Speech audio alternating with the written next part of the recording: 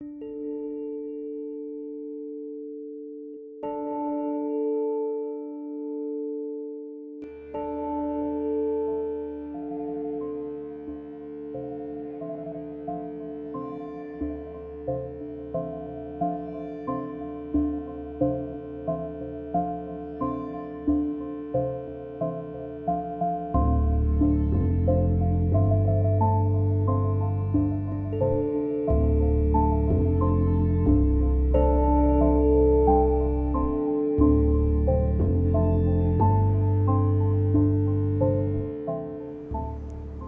always start with a shape, really.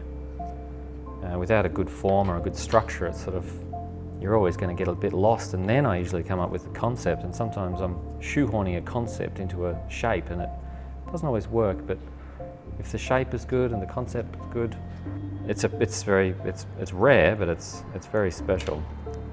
I think ideally, to get the perfect combination of the two, but what usually happens is they kind of conflict in some way. Like, you'll have a great concept, but it doesn't really work. It's not a very elegant object.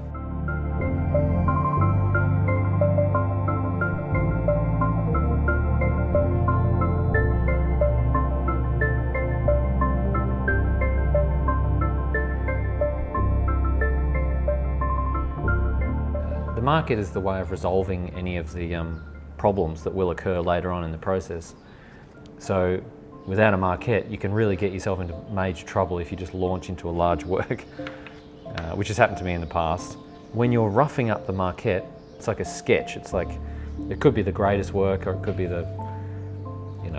could be not the greatest work, but it has, the possibilities are all there. So, and as you move further into it, often the reality of it sets in, and maybe it isn't going to be great, or it could be great, who knows.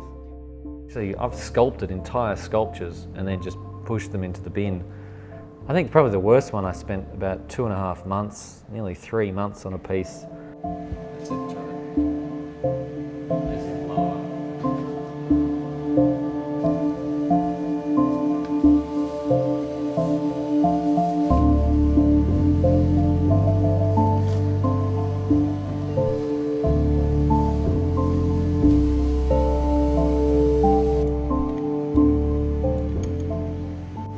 Quite good on this scan. If we start putting the other scans, they look okay. There's not a lot of chest on. I'll work mainly on this scan. Don't worry about stuff like that either.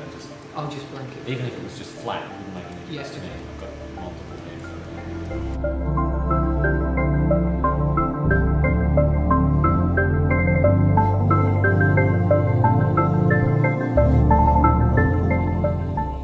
I tried to use a reference from a piece of medieval sculpture. I can't even remember who did it. It was just something I found. Couldn't get it to work, so I made an arrangement of my own. But the thing is, I think all these arrangements have ultimately been toyed with or touched on in the past. So essentially the structure of it's, one figure comforting another figure. But this work, I think, was challenging because they needed to be essentially polarized, one not being the dominant over the other, if that makes sense.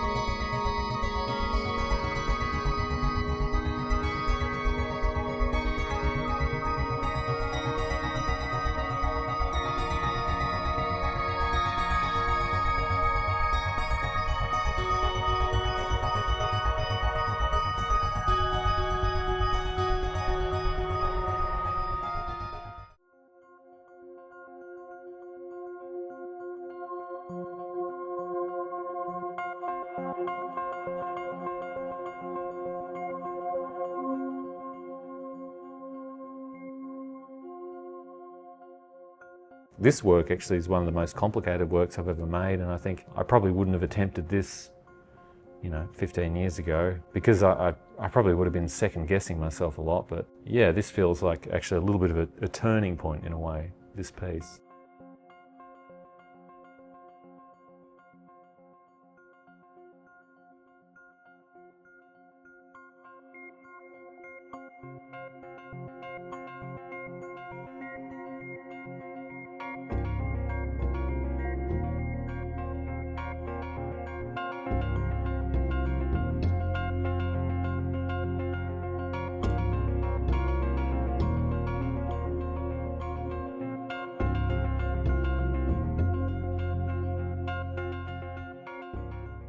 I think anybody can sort of come up with something that they think will, whether it's good or bad, whether it's something that they think will be moving or interesting or transformative in some way, because you can envision it in your head and attach emotions to it, so you kind of manifest this thing in your mind. But the reality of actually making something into a physical object is a very different scenario. Or, that's the challenge. You're trying to hold this thing steady all the way through the process, to try and hold it in line with that vision in your head. The difficulty for me is sometimes it takes so much force to do that, and you kind of go a bit mad.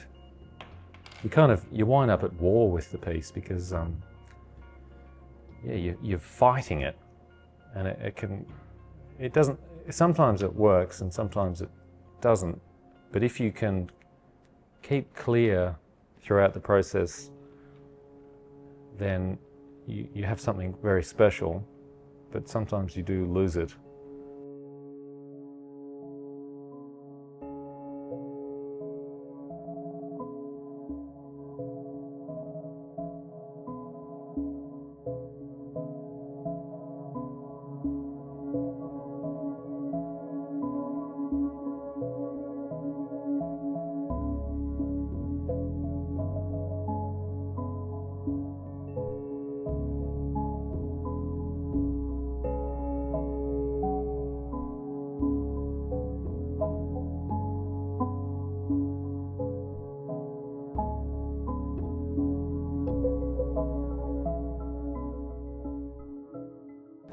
Some people have said that I often focus on death and things like that, which I don't know that I do, but I do focus on perhaps the timeline, or trying to make sense of the process, the cyclic process of life.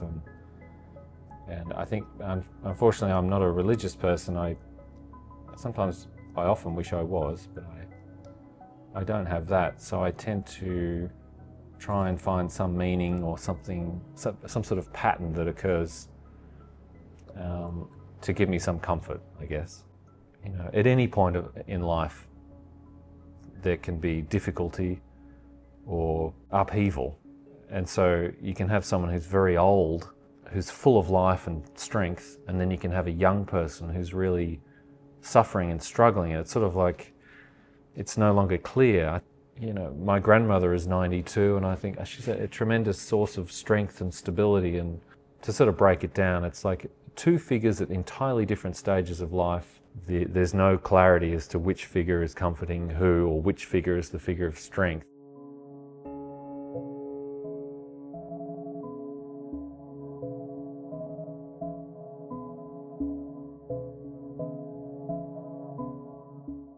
The ability to forgive and to continue loving despite everything is quite remarkable. And I think in life, I've often seen, mothers they go in to battle for a child that's not well, and it's sort of an extraordinary connection as well. It's sort of at any time of life, and I think as you get older too, if you've got kids, it's like you're hardwired for caring.